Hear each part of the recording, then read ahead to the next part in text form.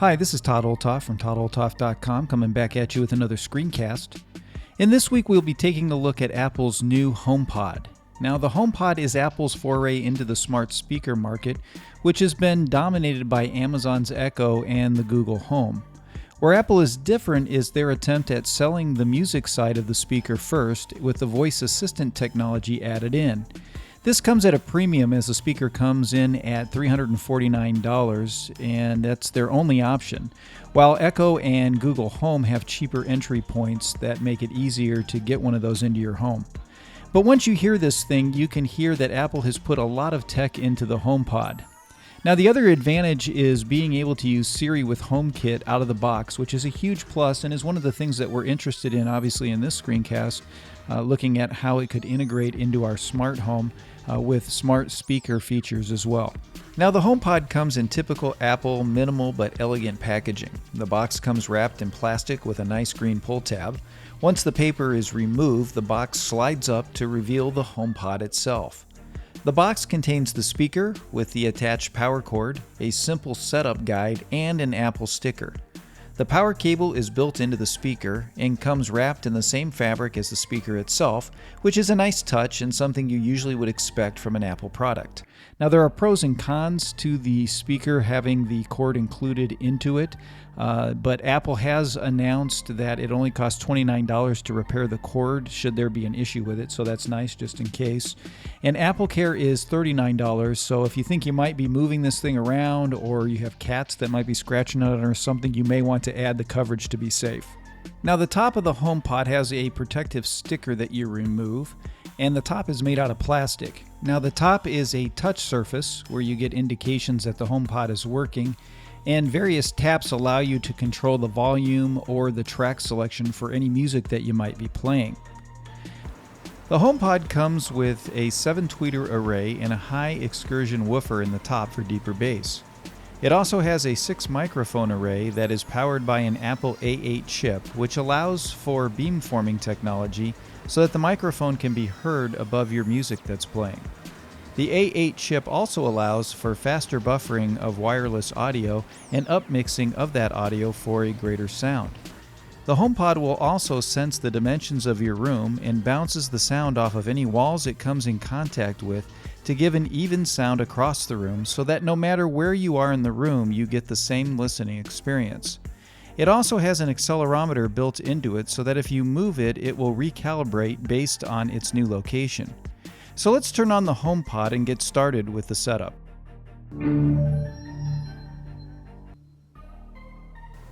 Now, the setup of the HomePod is pretty simple. You plug it in, you put your phone within about 2 inches of the HomePod, and the built-in W1 chip senses the HomePod and starts the setup process. It's the similar setup process that you would go through for AirPods. Now, the setup is very easy. I hit setup and then choose the room where my HomePod is located, and this integrates with the Home app for HomeKit and puts the HomePod in the rooms that you've already set up in that app, which is great. For me, I had it in our loft, so I'll select that. Next, you have the option to set up your HomePod to do personal requests, like sending text messages or adding things to notes or reminders. Now, one caution in adding this is that it only works with one iPhone and one voice.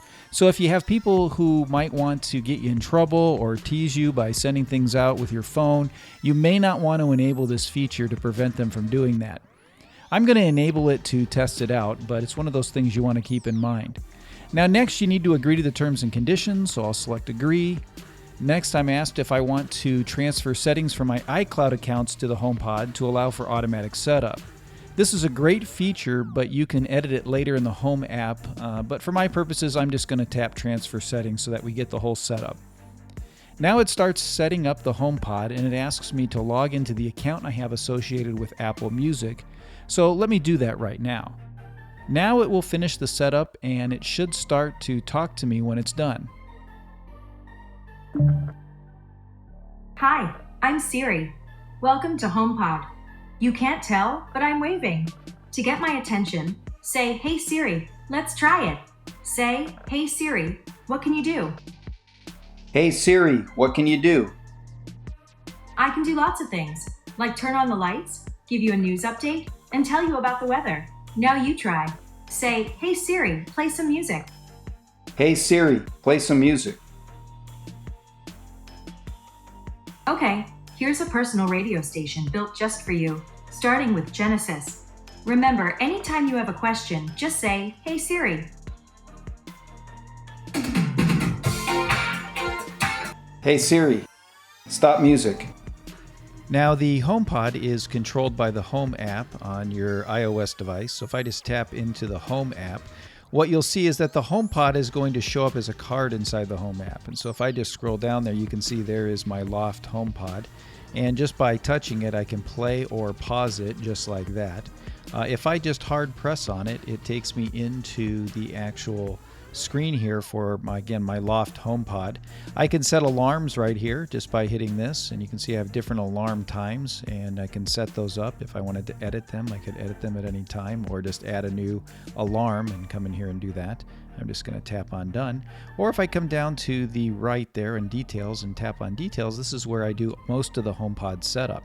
I can come in here and rename the HomePod to anything I want. I could call it LoftPod or whatever. I'm just going to leave it the way it is. You can see here I can change the room to whatever room I want it to be, and I'm going to leave it as the loft. I can include it in my favorites on Control Center, and I'll show you that when we go into Control Center.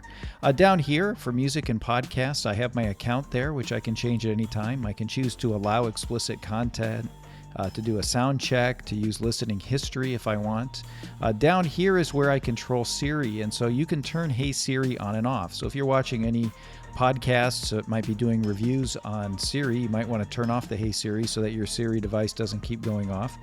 You can touch and hold for Siri. You can choose to use a light when using Siri or a sound when Siri goes on, so that when you hit Siri, it's going to actually make a sound. You can also change the languages in here. You can see the different types of English there, British or Australian, and then the actual voice, whether you want it to be a male or female or a particular accent. You can also use location services, and then there are a number of accessibility type services for vision and interaction as well as other information. Down below, you can also remove your accessory at any time if you wanted to do that. Let me just come all the way back up to the top here. So that's how you do the controlling of Siri inside of HomeKit. Now, because it's inside of HomeKit, if I just tap done, that also means that you can also use it to control your HomeKit devices. And it appears that Apple's probably setting this up so that you can do some automations with the HomePod as well, since it's using the Home app to actually control it and to set it up.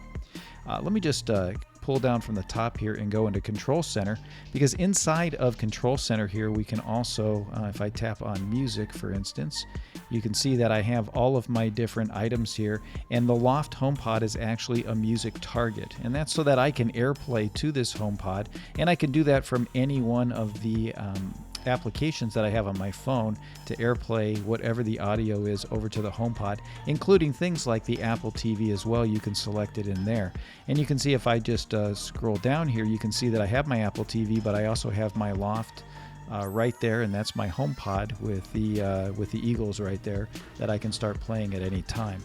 Now that we have an idea of how the HomePod works and how to set it up, let's test it out a bit and see how it works using the Siri functionality to control things like our home accessories and even how it handles a few questions. Hey Siri, turn off display lights. Done. Hey Siri, turn on display lights. All taken care of.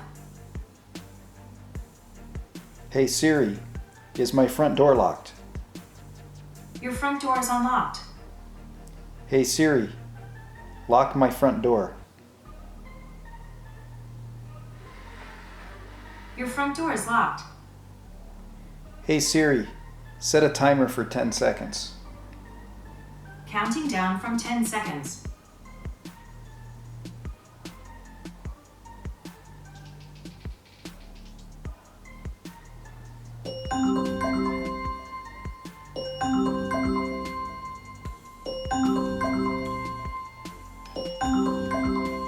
Hey Siri, stop. Hey Siri, when is sunrise at Laguna Beach? In Laguna Beach today, sunrise was at 6:39 a.m. My weather data is provided by the Weather Channel. Hey Siri, how do you say I love you in French? In French, I love you as je t'aime. Hey Siri, what's the news today? Here's the latest news from NPR. Or if you prefer, say, hey Siri, switch to Fox News, switch to CNN, or switch to the Washington Post instead. Live from NPR News in Washington, I'm Janine Herbst. Hey Siri, play the podcast Myths and Legends. Now playing podcast Myths and Legends. This week on Myths and Legends, it's the story of William Tell, Hey Siri, the most dangerous... stop. As you can see, the HomePod is a really great speaker with Siri functionality built into it, making it an intriguing smart home accessory. Of course, there's some work to be done with Siri if it's to keep up with the other smart home assistants by Google and Amazon, as it is a bit behind each of those. If all your smart home devices work through the Home application, you should be happy with the HomePod.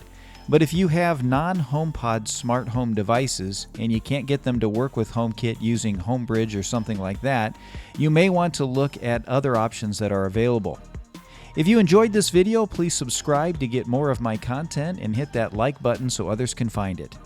So that's all I have for this week. I'll be back at you next week with another screencast to help you learn how to do more things with your Mac.